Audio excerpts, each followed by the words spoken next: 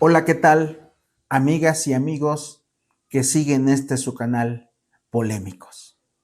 Soy Xicoténcatl Delgado Santiago y el día de hoy vamos a dar continuidad a esa gran pensadora y escritora que es Rosario Castellanos. Les recuerdo que los seres humanos estamos diseñados para aprender todos los días, a condición, diría yo, de que nuestro aprendizaje sea polémico y no lineal para que realmente tenga significado. Por lo tanto, en este programa, segunda parte de Rosario Castellanos, de quien celebramos con aplausos una vida fructífera y que en este año del 2025 estamos festejando el centenario de su natalicio, es la mujer o fue la mujer destacada y distinguida porque escribió prácticamente abordando todos los géneros literarios que existen. Que su vida, como lo dije en la primera parte del programa, tuvo, por supuesto, sus claroscuros. Y que entre los oscuros que tuvo, por supuesto, apareció un rasgo de discriminación en su infancia, porque a los 7 años de edad escuchó de parte de su madre, es decir, de otra mujer, que lamentaba que su hija mayor, ella, hubiera sido mujer. De ahí que Rosario Castellanos seguramente asumió que tenía que demostrar ante el mundo que las mujeres no son las débiles mentales fisiológicas, como lo dijo Moebius, con una disciplina germánica absurda, y que Rosario Castellanos plantea con argumentos, poniendo en el banquillo de los acusados a todos estos pensadores y señalando sus errores, sus desaciertos, con argumentos sólidos, puesto que ella misma, Rosario Castellanos, era escritora y tenía una formación universitaria en la Universidad Nacional Autónoma de México, porque era maestría en filosofía. Imagínense ustedes entonces, si no toda su ideología tenía, digamos, sustancia vital, esa energía que la llevó a construir sus obras desde la poesía, el teatro, el ensayo, la novela, el cuento y la crítica literaria y política. La poetisa, la ensayista, es decir, la mujer universal que planteó en su obra una forma en que, como termina su poema Meditación en el umbral, otra forma de ser. Así lo plantea porque esa es su propuesta. Comenzaremos con el análisis, la segunda parte del análisis de Mujer que sabe latín. Diría los viejos argumentos que mujer que sabe latín ni se casa ni tiene buen fin. Por supuesto, una frase también discriminatoria de lejanos tiempos anacrónicos. Y en donde plantea, con un análisis objetivo, que la historia es ese paquete de acontecimientos diseñados, escritos, pensados por el hombre, en el que la mujer es solamente una idea, poco menos que un mito. Porque en cuestiones que pudiéramos considerar probablemente no tengan el peso en este análisis, lo tienen.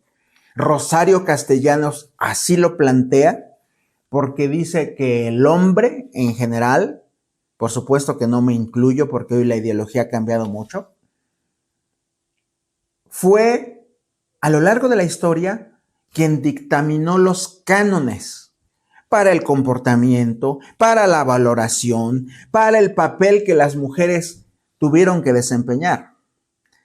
Imagínense cuando ella plantea en cuestiones como la belleza, en los que el hombre es el que decidía cuándo una mujer es bella y cuándo no. Cuando que, por ejemplo, ha habido en muchos pueblos, y sobre todo indígenas, de muchas latitudes del mundo, que consideraban bellas solamente a las mujeres obesas. Es decir, un rasgo peculiar que distinguía a ciertas sociedades patriarcales. O, y esto sí es, digamos, reflejado en el lejano oriente, el considerar que una mujer es bella porque tiene los pies pequeños. A tal grado que cuando en el viejo oriente, en el lejano oriente, una mujer nacía con los pies muy grandes, tenía que sujetarse a la crueldad de hormar sus pies para que el pie se volviera pequeño y por lo tanto bello. Es decir, el sacrificio que se tenía que hacer para alcanzar los cánones de belleza.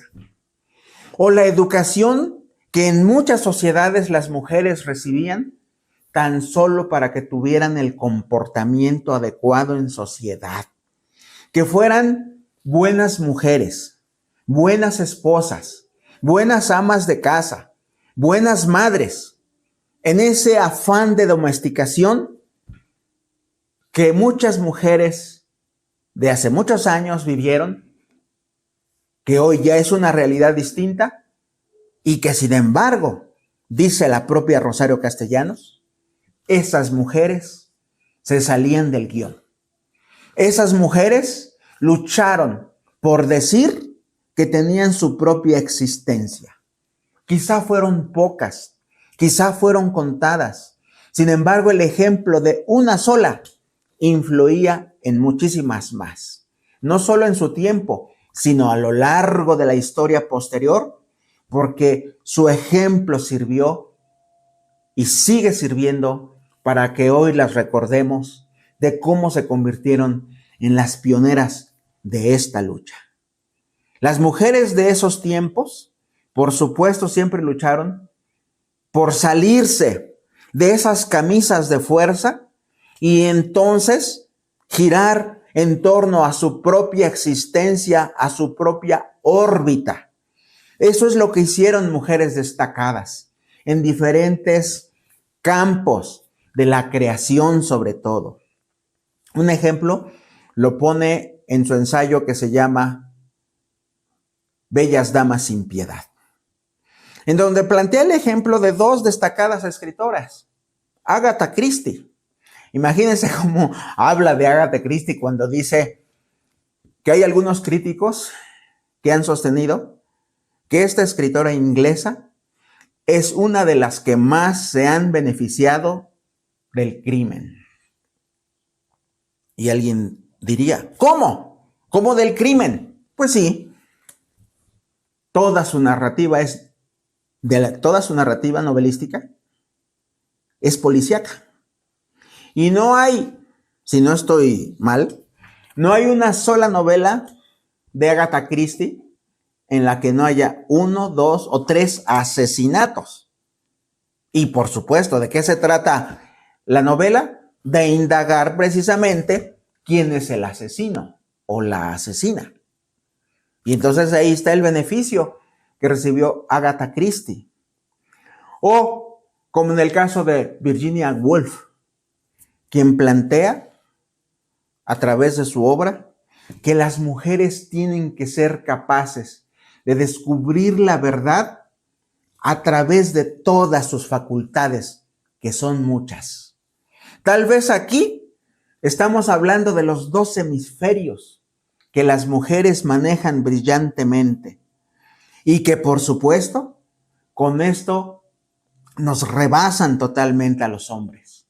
Ese poder extraordinario que tienen de hacer 3, 4 o hasta 5 tareas al mismo tiempo sin descuidar una sola, a diferencia de los hombres, que regularmente somos capaces solamente de hacer una tarea bien, terminarla y con la que continúa. Polémico o no, ahí está, en el tapete de la discusión. Si estás de acuerdo o no, escríbeme en los comentarios, porque son temas polémicos, es cierto, aunque sean añejos, en realidad no lo son, porque la ciencia es la que nos demuestra realmente lo que acontece en el cerebro humano, femenino o masculino. Sin embargo, ahí está nuestra Rosario Castellanos hablando de manera brillante de todos estos aspectos. O la forma en que también habla de algunas biografías de mujeres distinguidas en otros campos, como la propia Santa Teresa, Sor Juana, la misma Virginia Woolf, Agatha Christie o Elena Croce. Todas con diferentes nacionalidades y que sin embargo en su momento histórico aparentemente se sujetaron con obediencia a los dictados patriarcales, para que en un momento determinado estas mujeres se salieran de ese guión y entonces compartieran con el mundo su pensamiento. Porque eso fue lo que ocurrió a final de cuentas. Todas así lo manifestaron, todas así lo demostraron, y con este ejemplo sublime pasaron a la historia. Por supuesto, es necesario de pronto que cuando hablemos de otro de sus textos brillantes, también su ensayística, su crítica literaria en los juicios sumarios, este libro está dividido en juicios sumarios 1 y 2, Rosario Castellanos plantea en su principal texto la vida de una mujer destacada, otra feminista, francesa, de raigambre y muy conocida sobre todo por un texto, un libro muy famoso, después de que ensayó con su pareja, y ahorita les digo quién fue su pareja, también un intelectual distinguido. Ensayaron diferentes formas de escribir, fracasaron en la mayoría de ellas, y había editoriales que rechazaban sus escritos. ¿Por qué? Porque no cuadraban, porque no eran acorde con los cánones de los géneros que ellos buscaban de pronto, a lo mejor construir algo nuevo, y sin embargo no lo lograban. Así que Simone de Beauvoir, que es muy conocida sobre todo por su libro El segundo sexo, donde plantea una historia de discriminación contra las mujeres y sobre todo dice que tiene que haber una forma distinta marcando un mundo de igualdad. E imagínense lo curioso que es de pronto que haya compartido vida por más de 30 años con otro intelectual. Jean-Paul Sartre, el famoso existencialista que rechazó el Premio Nobel de Literatura, el único en la historia que lo ha hecho, y que sin embargo durante más de 30 años tuvo una convivencia muy fructífera con Simone de Beauvoir. Y ambos, hombre y mujer, coincidieron por sus intereses intelectuales, académicos, de creatividad.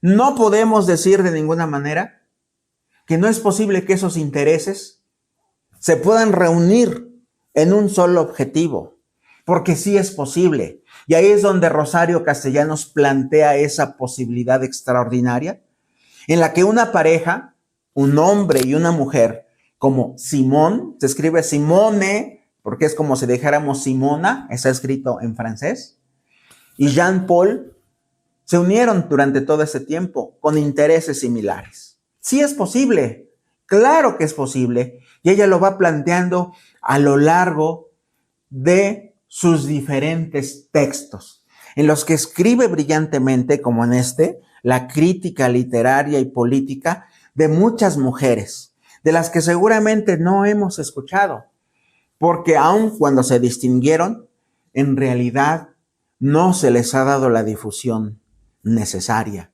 para que las conozcamos más. Son pocas las que se han distinguido en la historia, porque lo dijimos al principio, la historia está escrita en masculino. ¿Y qué es lo que quiere hacer la historia o lo quiso hacer, sobre todo escrita por los hombres? Destacar el papel de los hombres. Y que es algo que en Mujer que sabe latín, Rosario critica, como si fueran solamente los hombres los que hubieran construido este mundo, los que hubieran hecho todo lo que hicieron a través de la generación de civilizaciones, de guerras, de heroísmos, de creatividad, y entonces dándole a la mujer un papel secundario en el hogar, en la casa, con los hijos. Esto es algo a lo que Rosario Castellanos misma no se sujetó, por supuesto. No se sujetó. Y entonces aquí es donde nosotros podemos observar la forma, la manera en que ella creció. Por supuesto, a grado tal que no solamente fue escritora, fue maestra universitaria en México, en el extranjero, sino que también fue embajadora representando a nuestro país en Israel. Y en la parte final de su obra literaria, ella no estaba muy convencida, lo dijo en algunas entrevistas. Sin embargo, quería también abordar teatro. Y hacer teatro no es cosa fácil, porque significa la creación de personajes, significa la creación de una trama, de una historia que realmente sea interesante. Y ella lo planteó en un libro muy interesante que se llama El Eterno Femenino. Esta es una obra de teatro, una farsa, como ella le denomina y los críticos le denominan. Es una farsa en la que hay un personaje central que se llama Lupita. El nombre muy común, tal vez el más conocido en México, Lupita de Guadalupe, todos lo sabemos, que se encuentra en un salón de belleza. O sea, imagínense ustedes la forma en que, por supuesto, la trama se da. Y los personajes que desfilan a lo largo de la farsa son tan interesantes que prácticamente nos plantea Rosario Castellanos en El Eterno Femenino una historia completa del papel de muchas mujeres en México, desde la propia Sor Juana, Josefa, la Adelita, Rosario, la musa por la que se mató, se suicidó Manuel Acuña, la Malinche, y todas ellas que van desfilando en sus páginas de una manera brillante, sí, pero también burlona, porque es una forma en que se distingue la novela, el cuento, el teatro, sobre todo, en menor medida el ensayo y la crítica literaria, la literatura de Rosario Castellanos, es decir, sarcástica. Es sarcástica y obviamente está llena de ironía. Bueno, pues El Eterno Femenino está lleno de ironía. ¿Por qué? Porque es una burla prácticamente a la forma en que algunas mujeres se ostentan de forma tal que quieren ser siempre bellas o estar siempre bellas y acuden al salón y en el salón de pronto ensayan con un nuevo aparato para secar el cabello que las induce al sueño. Y son en esos sueños donde Lupita pasa en toda su fase onírica de los sueños estos personajes. Son a veces de pronto tan importantes o tan disímbolos o tan comunes que cuando aparece hablando Lupita con una prostituta en la calle y queriendo Lupita asumir también el papel de la prostituta a la calle que acababa de llegar, la prostituta le responde: no, no, compañera, este no es tu lugar. Y Lupita le contesta: ¿cómo que no es tu lugar? Pues esta es la calle. Y entonces responde la prostituta: sí, pero la calle es de quien la trabaja. ¿A qué hace alusión Lupita? ¿A qué hace alusión la prostituta? Precisamente al tema aquel famoso de que la tierra es de quien la trabaja, ¿verdad? De la lucha agrarista. Les comento, la ironía salpica la literatura de Rosario Castellanos. Y en este devenir de la historia, la farsa incluso abarca el asesinato de la pareja de Lupita, en sueños, por supuesto. Y sin embargo, también abarca la política, el arte. Ahí es donde se vislumbran los primeros, digamos, escenarios en los que una mujer, ya con un enfoque más profesional, intenta las primeras gubernaturas de este país. Todavía no había ni una gobernadora. En el 79 fue la primera, Griselda Álvarez. Y El Eterno Femenino se escribió 10 años antes, 8, 7 años antes, poco antes de que muriera Rosario Castellanos. Quisiera hacer algún planteamiento respecto de un libro en el que Rosario Castellanos se distingue. Es su producción poética, con esta colección en la que ella dice: poesía no eres tú. Porque si tú fueras poesía, yo no podría ser poesía, porque si yo fuera poesía, entonces esto se convertiría en una mentira. Y así a lo largo de las diferentes páginas de Rosario, en su poética, también está salpicada de esa ideología feminista. Y sobre todo de un humanismo extraordinario, porque ella habla de la forma en que en este continente podríamos plantar la esperanza. Habla de lo que nosotros acabamos odiando, porque dice que atacamos y destruimos lo que amamos, porque lo que no, ni siquiera está vivo. Y de hecho, le damos vida a lo que odiamos. Es la forma en que Rosario Castellanos se manifiesta en su poesía. Esa poesía en la que dice que teníamos la palabra y a veces el silencio, como el de las piedras. O como en la entrevista a una escritora cuando le preguntan por qué escribe. Y la escritora contesta: porque no hay nadie más que lo haga y se supone que nosotras también lo podemos hacer. Y la forma tan brillante en que termina. Y con esto quiero cerrar este análisis. De un poema antes de Meditación en el Umbral, el de Ajedrez. Hay un poema que así se llama, Ajedrez. Imagínense ustedes cuando dice de pronto: y sentados frente a frente, él y yo, decidimos jugar juegos de inteligencia. Y nos pusimos el uno frente al otro en esta lucha encarnizada, buscando cómo destruir al contrario. Henos aquí, 100 años después, que con esta lucha aún no hemos terminado de destrozar a nuestro oponente. Y sobre todo, quiero hacer la última reflexión en esta maravillosa poética de Rosario Castellanos. Cuando en Meditación en el Umbral hace todo un recuento de la historia de las mujeres que tuvieron un final trágico, de las mujeres que analiza con un enfoque en el que quizá no vivieron felices y sin embargo sí lucharon por vivir en su propia órbita. Y termina diciendo: tiene que haber otra forma de ser